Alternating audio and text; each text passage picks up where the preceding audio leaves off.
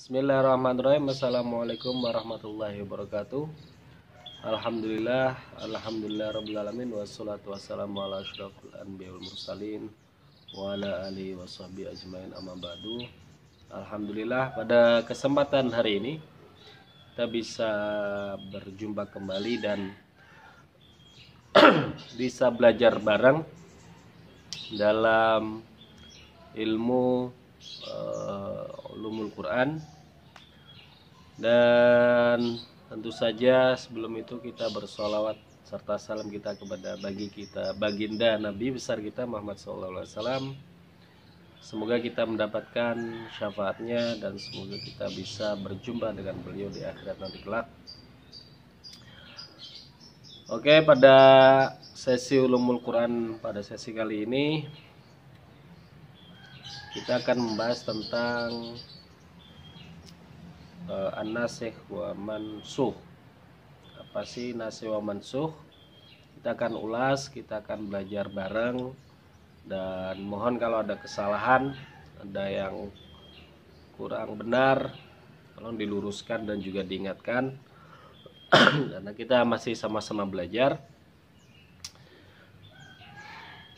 Dan kali ini kita akan belajar tentang nasikh wa mansukh dari kitabnya sekilas ya, tentang Imam Az-Zuhri. Jadi buku ini termasuk buku yang Imam Az-Zuhri ini termasuk imam yang minal mutaqaddimin, orang-orang yang termasuk beliau orang itu ulama sangat senior. Maksud senior mutaqaddimin itu dari zaman yang lampau. Oleh karena itu kita sedikit akan siapa sih beliau itu, Imam Zuhri itu. Di kitabnya An-Nasikh wa Mansukh, di kitabnya beliau diceritakan wa al-imamul alim hafidz zamanihi Abu Bakar. Nah, dia itu seorang imam yang alim, yang hafid di zamannya, namanya itu Abu Bakar Muhammad Muslim ibnu Ubaidillah ibnu Abdullah ibnu Syihab ibnu Abdullah ibnu Harith ibnu Zuhri ibnu Kalab ibnu Murrah ibnu Ka'ab ibnu Lu'ay ibnu Ghalib Az-Zuhri Al-Qurashi Al-Madani Nazilus Syam. Beliau dilahirkan sanata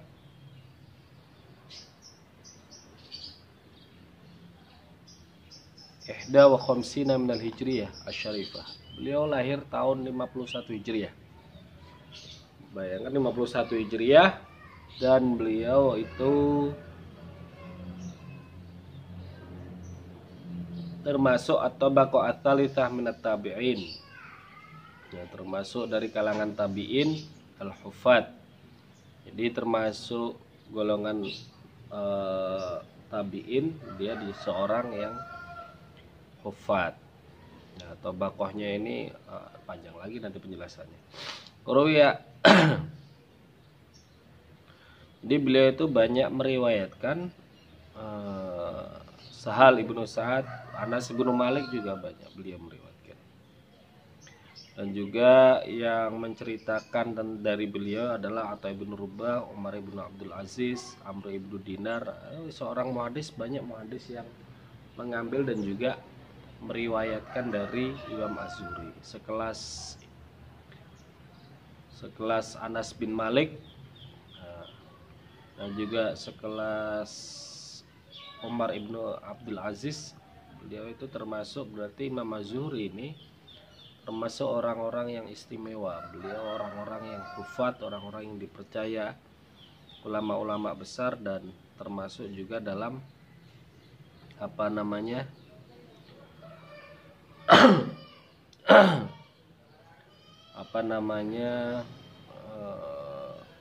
dalam kalangan muhadisin beliau juga termasuk orang-orang yang terpercaya.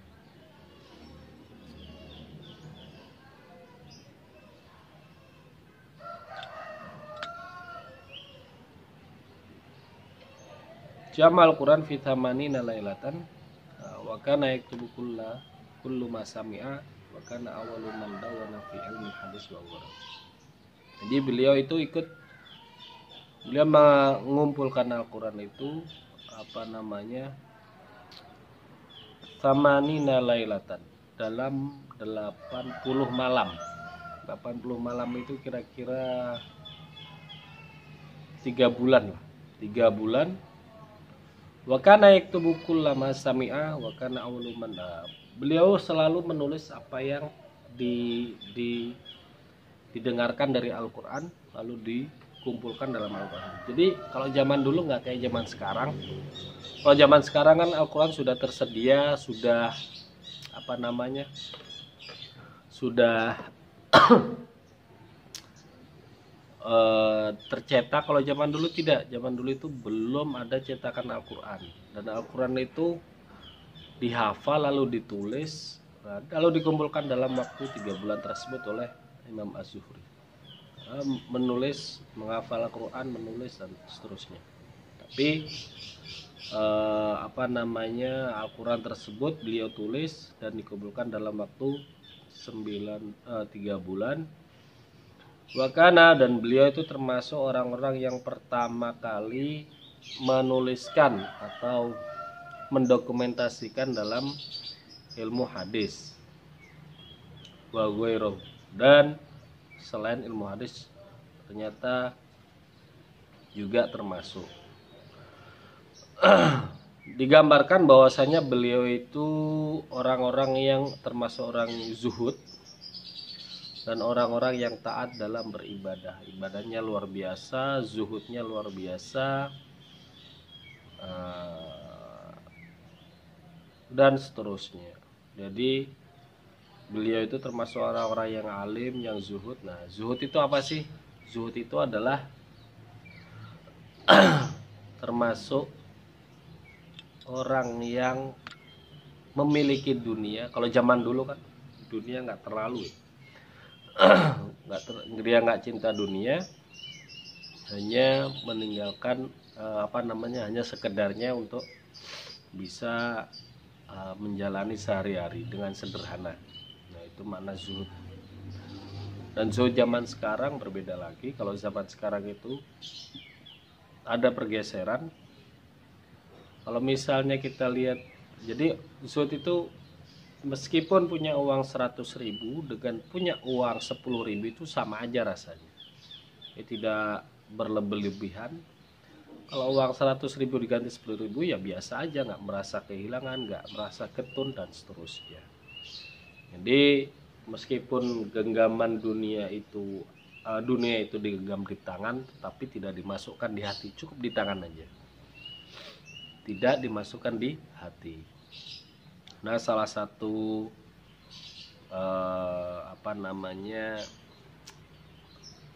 dunia ini, kalau salah satu ciri-ciri orang yang sulit melepaskan dunia itu takut mati. Takut mati artinya dia takut melepaskan dunia.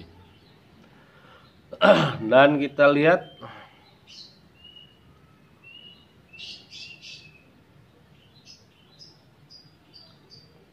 beberapa komentar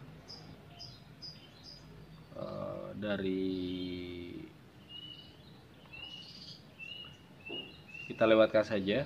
Banyak ini komentar-komentar dari misalnya Imam Syafi'i, Imam Ahmad, Umar ibnu Abdul Aziz terkenal. Terus Imam Malik, kita tahu sendiri Imam Malik juga. Nah, termasuk beliau itu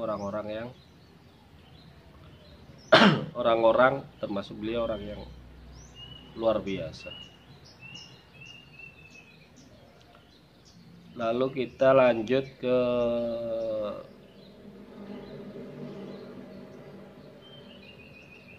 ilmunya ya. Tadi kita kenalan dengan orangnya, dan di buku ini sebenarnya banyak. Jadi kalau dalam buku literatur bahasa Arab itu ada biografinya, ada manhajul kitabatul bahasa, itu sebenarnya penting. Saya ingin bacakan, tetapi sepertinya waktunya terlalu panjang. Jadi kalau dalam bahasa Arab sebenarnya dalam literatur bahasa Arab itu Kalau kita berkenalan, itu yang paling penting untuk dibaca adalah yang pertama biografi, yang kedua adalah manhajul kitabatul bahas atau metode metodologi yang dipakai dalam menulis sebuah kitab. Nah, ini penting. Kalau kita tahu manhajnya, tahu latar belakang orangnya, insya Allah kita akan mudah untuk membaca buku ini selanjutnya. Ini yang sangat penting. Jadi pelajaran yang tidak boleh dilupakan dalam setiap membaca buku adalah dua hal ini. Perlu dibahas, perlu diingat-ingat, perlu dibaca dulu. Jadi jangan langsung baca ke tengah, tapi baca dulu siapa ini penulisnya, bagaimana cara menulisnya, dan fihrisnya. Yang terakhir adalah fihris, itu daftar isi. Belum lihat kitab, nah, kalau setelah beli kitab belum sempat baca, minimal 3 hal ini tidak boleh ditinggalkan.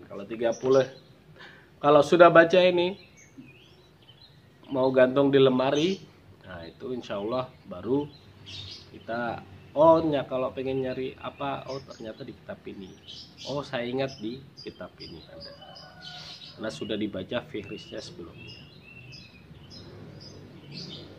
Baiklah, untuk selanjutnya kita akan membahas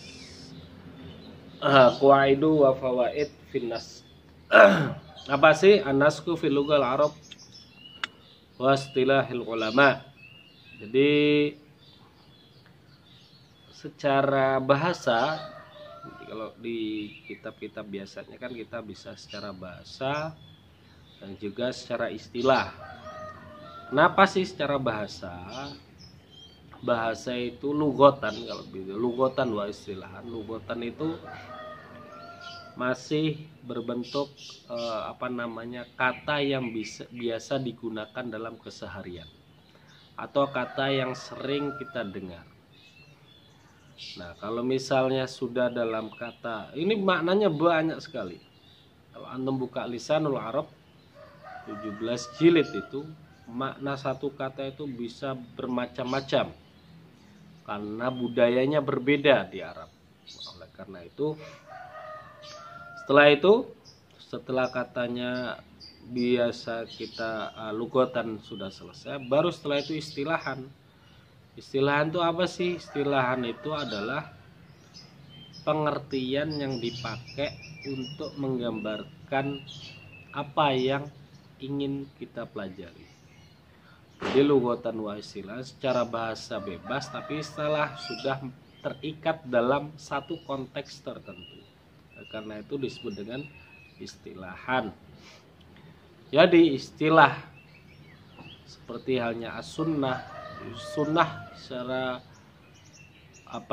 fikih itu mempunyai terminologi yang berbeda dibanding dengan hadis. Hadis dan fikih mempunyai paradigma yang berbeda atau mempunyai konteks yang berbeda, sehingga maknanya pun berbeda. Maka istilahan itu sangat penting sekali dan sebenarnya harus dihafalkan di luar kepala. Nah, ini karena dia mengikat dalam konteks dan tidak boleh selain dalam konteks tersebut masuk. Itu kalau dalam ilmu mantik disebut jami'an mani'an. Jami'an itu apa yang di bawahnya, yang di dalamnya, dan mani'an itu apa yang dari luar nggak boleh masuk dalam pengertian tersebut. An-naskhu, kalau dalam kitab ini ada namanya izalah wa taghyir wal ibtal. Bisa perubahan, bisa juga dengan membatalkan, bisa juga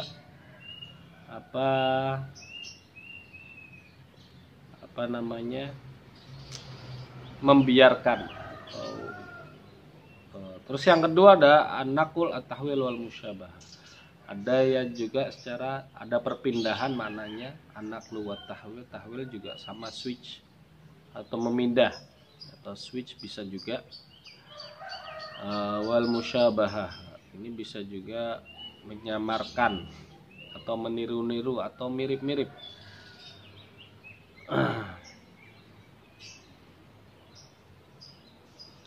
minhu naskhul kitab idza nuqila mithla ma fi ila kitabin akhar. Seperti halnya menyalin.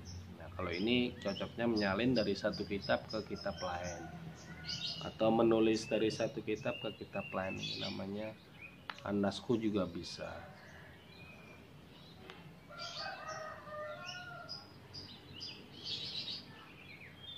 Sedangkan dalam makna istilah gimana? Nah, tadi kan banyak tuh makna lugotan. Ada taghir, ada ibtal, ada izalah, dan seterusnya. Makna kedua juga disebut tadi. Sedangkan mana yang istilah yang bisa diaplikasikan dari mana lugotan ke istilah, yaitu yang pertama, maka mana istilahnya adalah huwa raf'u syar'i li hukmin syar'iyyin mutaqaddimin bidalilin syar'iyyin mutaakhirin, yaitu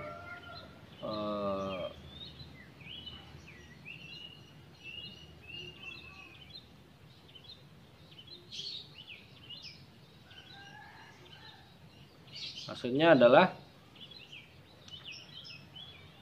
mengganti hukum syariat yang lalu dengan dalil syariat yang lebih baru lagi.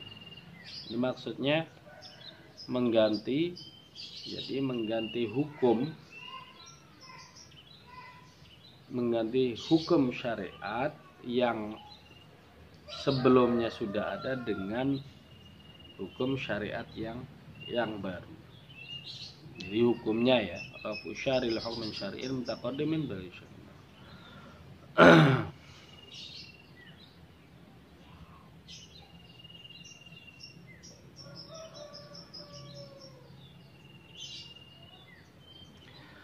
Dan dari istilah ini ada namanya salah satu nuqat raisi fil naskhi. Ada 3 hal penting yang perlu diperhatikan dalam dalam hukum naskh dan mansukh. Yang pertama adalah ana tabir berfil hukmi yufidu. Jadi kalau dalam mengganti hukum atau mengganti hukum syariat itu ada 2 syarat yang utama. Syaratnya yang pertama yaitu hukum dalil syariatnya ini harus mutarokhian, jadi harus tahu tarikhnya. Apa itu tarikhnya? Tarikhnya adalah tarikh itu kapan turunnya, kita nih harus tahu. Kalau misalnya ini dulu di zaman misalnya 1 Hijriah, yang ini turun ternyata zaman 2 Hijriah. Atau ini yang turunnya ini tanggal misalnya 10 November, yang baru harus tanggal 11 November. Jadi jangan kebalik. Nanti yang lama yang baru malah dihapus yang lama. Ini nggak masuk akal. Dia masuk akal mutarokhian, tahu tarikhnya. Yang sebelumnya tanggal berapa, yang paling baru turunnya ayat itu tanggal berapa. Yang kedua adalah yang bisa menghapus hukum syariatnya itu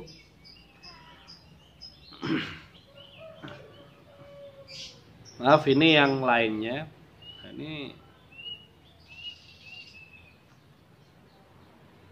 ini berarti ada 3 nih. Kalau aduma. Sedangkan selanjutnya ini bisa digolongkan secara dalil juga. Bahwasannya kedua dalil tersebut harus ta'arudun hakikian. Bihaitsu la yumkin an najma' bainahuma wa i'maluhuma ma'an. Yang kedua adalah dalam 2 dalil ini tidak harus yang namanya ta'arudun hakiki. Apa itu ta'arudun hakiki? Bertentangan secara bertentangan, hakikatnya ini bertentangan. Jadi yang namanya bertentangan kalau dalam istilah Arab itu ada dua, ada yang hakiki, ada yang nggak hakiki. Atau biasa istilahnya ikhtilafut tanawu. Ada perbedaan dalam apa itu jenis-jenisnya. Tapi kalau ini ta'arudun hakikian harus benar-benar apa namanya bertentangan, tidak bisa disatukan dan tidak mungkin untuk mengamalkan kedua-duanya. Jadi kedua-duanya ini nggak bisa diamalkan secara bersamaan dalam satu waktu. Nah, ini harus yang disebut dengan ta'arudun hakikian. Kalau tanawuan itu hanya perbedaan antara dua ini berbeda jenis saja. Kayak misalnya syarat untuk apa namanya bisa boleh, satu ulama mengatakan, ulama A mengatakan bahwasannya syarat untuk menguasai ilmu tafsir itu ada 15. Seperti halnya kalau nggak 10, 15 saya lupa. Pedalnya Imam Sayuti mengatakan demikian. Kalau ada satu imam yang lain cukup 5. Nah ini kan kelihatannya berbeda. Nah, ternyata setelah ditelisik, kalau Imam A ini mengatakan 5, 10 atau 15, itu beliau jabarkan semua. Ilmu bahasa Arab, ilmu nahwu, ilmu sorof, ilmu badi, ilmu ma'ani, ilmu apa namanya badi, ma'ani, al-balaghi, balaghah. Nah, ini ada 6 ilmu bahasa Arab. Ada nahwu, sorof dan seterusnya, bahkan lebih. Tapi dalam satu imam yang B ini mengatakan 5, hanya mengatakan 5, ternyata dia mengatakan bahasa Arab. Terus yang kedua ilmu fikih misalnya. Yang ketiga ilmu tauhid. Nah, ternyata yang 6 yang dijabarkan ulama ini sudah termasuk dalam ilmu bahasa yang ada di ulama yang B. Jadi inilah yang disebut dengan ikhtilafut tanawwu, bukan ikhtilafun hakiki atau ta'arudun hakikian. Karena ikhtilaf ini bisa dikompromikan. Oh ternyata nggak beda kok, yang beda hanya penjenisannya aja. Ulama ini menjelaskan 5 atau 6, sedangkan ulama B ini cukup mengatakan 1 aja. Karena yang 5 tadi cabang-cabangnya banyak sekali disiplin ilmunya. Kayak ilmu tafsir itu ulumut dan ulumul Quran. Nah, dikatakan ulumul Quran itu banyak sekali. Nah, itu bisa menjadi seorang mufasir itu luar biasa. Dan seorang mufasir biasanya fi akhiri hayatihi, sudah terakhir beliau baru buku tafsir, bikin kitab tafsir. Makanya banyak kitab tafsir yang tidak selesai, 30 juz genep enggak, dan seterusnya. Jadi ini yang disebut dengan ikhtilafut tanawwu. Dengan ikhtilaf hakiki ya tidak bisa digabungkan dalam satu waktu, tidak bisa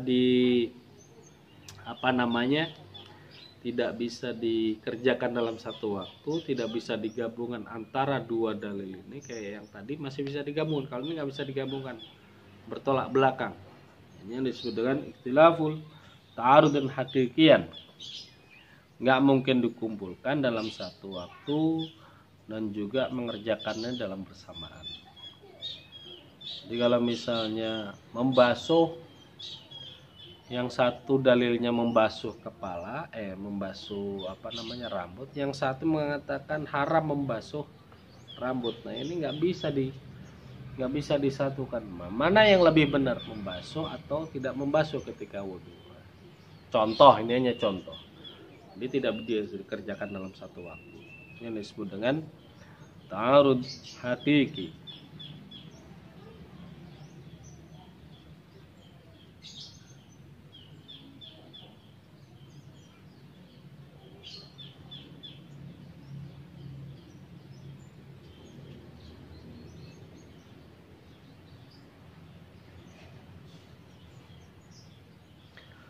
Lalu yang selanjutnya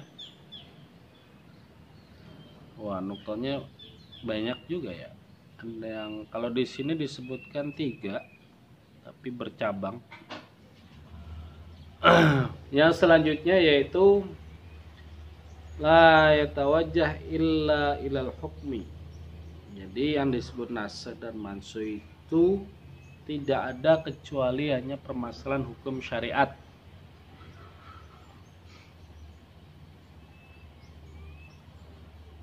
Nasku tilawati wa nasulmu.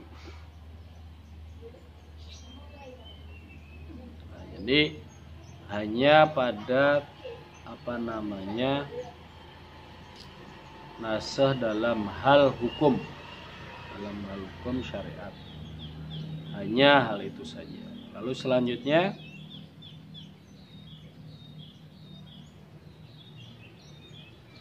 yang penting ini adalah yang keempat, tadi udah 3 ya. Nah, yang keempat adalah anan nasikh fil haqiqah wallahu taala wal mansukh fil haqiqah wal hukmun murtafaqun. Ya, secara hakikat yang menghapus hukum ini adalah Allah sendiri. Jadi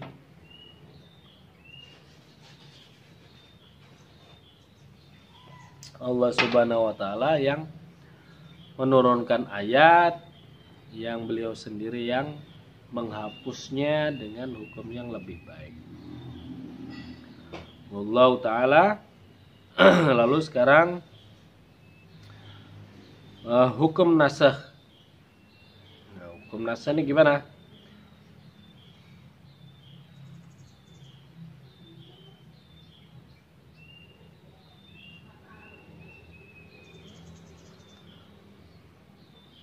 Jumhurul muslimin, jadi orang-orang muslim itu bersepakat bahwasannya naskhu itu jaiz aklan wa syar'an, secara akal, secara logika, wa syar'an, dan juga secara syariat itu dibolehkan. Artinya secara sehukumnya itu dibolehkan, dan berbeda dengan khilafanil Yahud, orang-orang Yahudi yang mereka mengingkari donan minhum annau bada, nya mengganti-ganti ya seperti itulah. Menurut mereka itu mereka nggak percaya, susah, kita nggak usah bahas Yahudi. Tapi jumhurul muslimin membolehkan.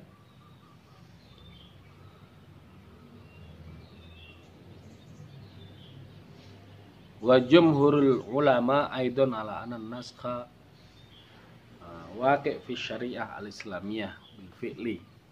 Dan ulama pun juga bersepakat bahwasannya ini adalah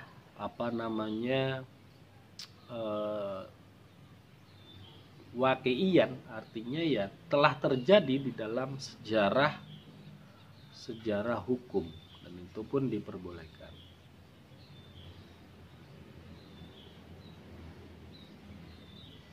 Wa hikmatun naskhi syar'i hiya mura'atul masalihul ibad wa taysir alaihim. Jadi apa sih hikmahnya dalam menghapus hukum ini? Yaitu untuk kemaslahatan ibad, kemaslahatannya orang-orang yang beribadah, dan memudahkan mereka, memudahkan kita maksudnya untuk beribadah. Dan tilkal khosisah khossallahu bihatilkal ummah. Dan itulah kekhususan yang diberikan kepada umat Islam.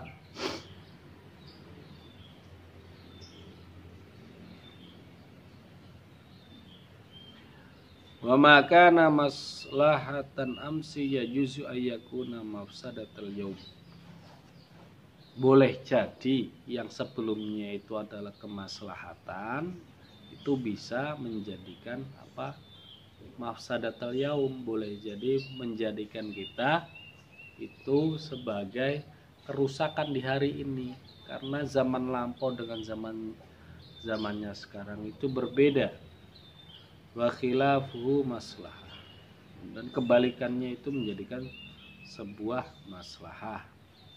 Dan Allah alimun bil masalih wal mafasid, fayuthabbitu may yasha wa yunassikhu may yasha bi hikmatihi. Dan Allah itu, kita bersuudzon bahwasannya Allah itu memberikan kemaslahatan sesuai dengan kehendak Allah dan juga menghapus sesuai dengan kehendak Allah. Inilah yang disebut dengan kemaslahatan dalam nasih dan mansuh. Jadi kita berhusnudzon kepada Allah bahwasannya hukum yang telah dihapus oleh Allah itu dalam Al-Quran demi kemaslahatan kita bersama. Begitu. Kita lanjut langsung ke, itu adalah salah satu hikmah, masih banyak. Tadi adalah hikmah nasakh asy-syar'i yang saya bacakan, merupakan dari tafsir Al-Kasyaf.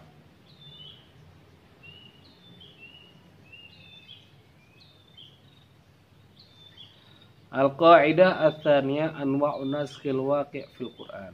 Jadi kalau kita teliti, ada beberapa jenis dalam an-nasikh wa mansukh dalam Al-Qur'an. Yang pertama itu naskhu tilawah wal hukmi ma'an.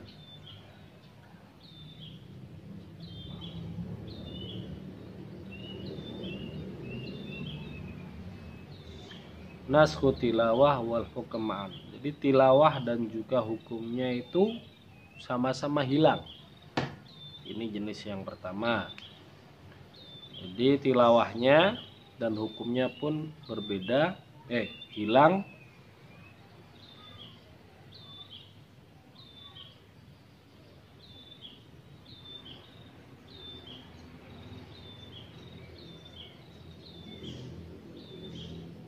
Ada salah satu redaksinya yaitu kana fima unzila asyara rodoat maklumat fan. Jadi asyara rodoat diganti dengan bi khamsi maklumat fatufi Rasulullah wa hunna mimma yuqra min al-Qur'an. Ini ada salah satu redaksi yang dibaca oleh Rasulullah. Ini rawahu Syaikhoni, yang diriwayatkan oleh Aisyah dan diriwayatkan kembali oleh Syekh, yang ditulis oleh Syaikhoni. Itu ada salah satu unzila asyara du'at maklumat fanusakhuna bi khamsi maklumat. Jadi saya nggak ngerti maksudnya apa dalam riwayat ini, tetapi itu dibacakan dari dari Al-Qur'anul Karim. Wa hiya laysat mawjudatun fil Qur'an walal amal bi hukmiha batiyan. Itu ada di dalam Al-Qur'an, kita tidak menemukan redaksinya dalam Al-Qur'an, dan juga tidak ada amalan yang dipatenkan dalam hal tersebut. Yang kedua adalah naskhul hukmi duna tilawah. Naskhul hukmi duna tilawah, yaitu menghapus hukum tetapi tilawahnya masih ada.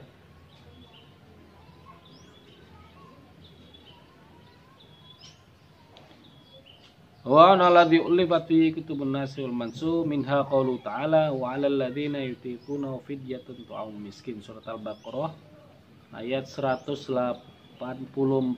Wa 'alal ladzina yutiquna fidyatun ta'am miskin, itu diganti dengan faman syahida minkum syahra falyasumhu, hukmul aula mansukhun bitsani ma baqai tilawati.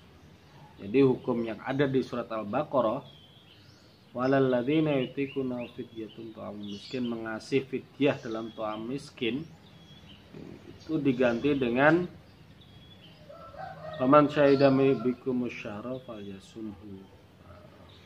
Kalau masih hidup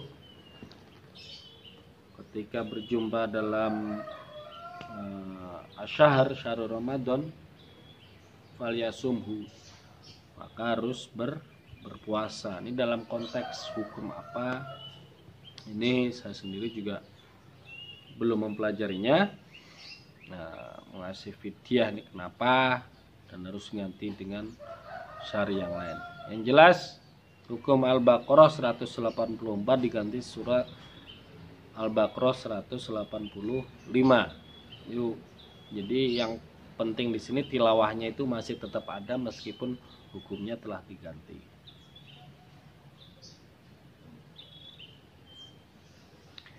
Yang ketiga, naskhu tilawah dunal hukm.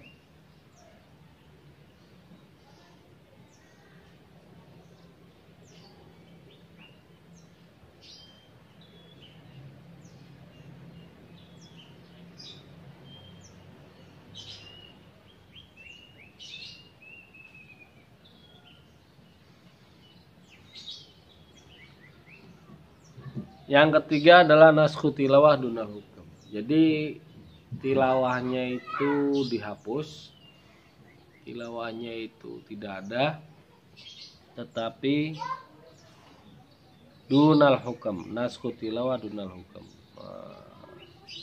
tilawahnya itu masih ada, tilawahnya itu dihapus atau redaksi dalam Al-Qurannya itu hilang, tetapi hukumnya masih tetap ada.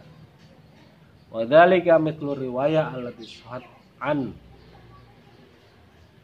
Umar wa Ubay bin Ka'ab annahuma qala, dua orang ini berkata, Umar dan Ubay bin Ka'ab, kana fi ma unzila minal Quran. Nah, dalam Quran itu ada redaksi yang mengatakan syekh wa syaikhatu idza zanaya farjumuhuma. Jadi kalau ada dua orang, syekh wa syaikhatu, wa syekh ini sudah cukup tua berarti, atau syekh itu sudah senior lah bisa dikatakan. Kalau ada dua orang laki-laki dan perempuan itu berzina, maka harus dirajam. Wahadil ayat laisat matlu al-an fil Quran. Jadi ayat itu tidak didapatkan dalam Al-Quran, tapi hukumnya itu masih ada. Di dalam kuliah kali ini kita bisa belajar bahwasannya Nasikh wal Mansukh mempunyai 3 kaidah atau 3 jenis Nasikh wal Mansukh. Yang pertama yaitu tilawah dan hukum, yang kedua adalah hukumnya saja, yang ketiga adalah tilawahnya saja yang hilang. Jadi oke. Saya pikir sudah cukup kita berkenalan dengan Nasikh wal Mansukh, pengertiannya dan juga kaidahnya dan rambu-rambunya serta jenis-jenisnya, dan juga biografi dari Imam Az-Zuhri. Syukran, astaghfirullahaladzim. Assalamualaikum warahmatullahi wabarakatuh.